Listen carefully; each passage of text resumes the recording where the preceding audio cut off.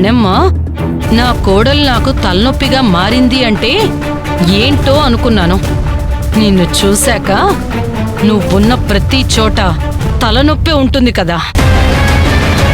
ఎవరో గెస్ట్లు వస్తారు, ఉప్పు కారం గట్టిగా తట్టించి ఘాటుగా వండాలంటే ఎవరో ఒక పెద్ద మనిషి అనుకున్నాను. మీరన్నమాట. అంటే నేను పెద్ద మనిషిలా నీకు కనిపించట్లేదా?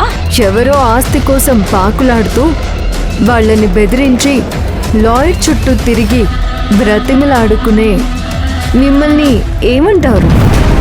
మీ అత్తయ్య అడుక్కునే నాలాంటి వాళ్ళు వస్తేనే అందలం వేసి కూర్చోపెడుతుంది. అదే కదా నా బాధ. మీలాంటి వాళ్ళు మా అత్తయ్యకి ఎక్కడ దొరుకుతారో ఏంటో. నేను దొరకలేదు, మీ అత్తయ్యే నన్ను వెతుక్కుంటూ వచ్చింది. ఇక్కడే అర్థమవుతుంది కదా మా అత్తయ్యకి మీ గురించి తెలియదని. కానీ నేను తెలిసేలా చేస్తాను. నీ పని నువ్వు చూసుకో, నా పని నేను చూసుకుంటా. ఈవిడిక్కడికి ఎందుకు వచ్చింది? ఈవిడితో అత్తయ్యకి ఏంటి పని?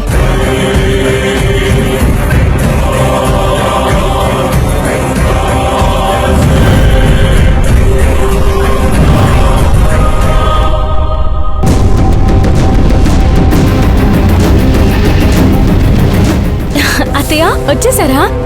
మీరు చెప్పినవన్నీ వండేశాను.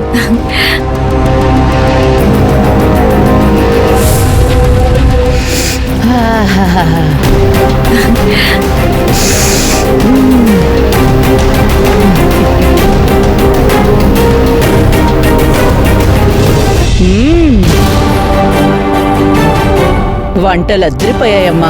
చూస్తుంటేనే నోరు ఊరిపోతుందనుకో. అత్తయ్య, మీ ఫ్రెండ్స్ వాళ్ళకి ఫుడ్ నచ్చుతుందంటారా? ఖచ్చితంగా నచ్చుతుంది.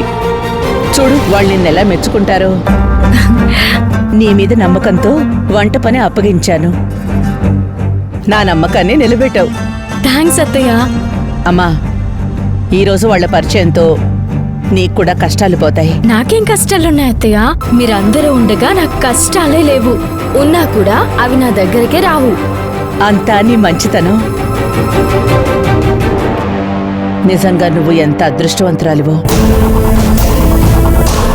సిరి, అందమైన నీ నవ్వు మొహమే ఈ ఇంటికి శ్రీరామ రక్ష. వెళ్ళు వెళ్ళు, వాళ్ళు తినే టైం అయింది. సరే అత్తయ్య. సిరి, అందంగా రెడీ అయ్యిరా. ఎలా అంటే మహాలక్ష్మిలా. సరే అత్తయ్య.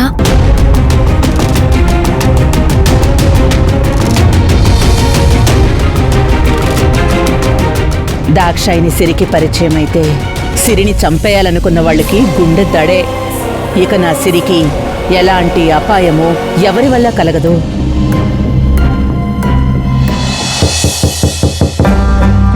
ఈ టైంలో ఎవరు?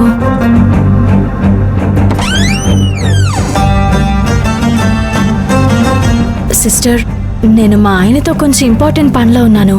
డిస్టర్బ్ చేసినందుకు సారీ.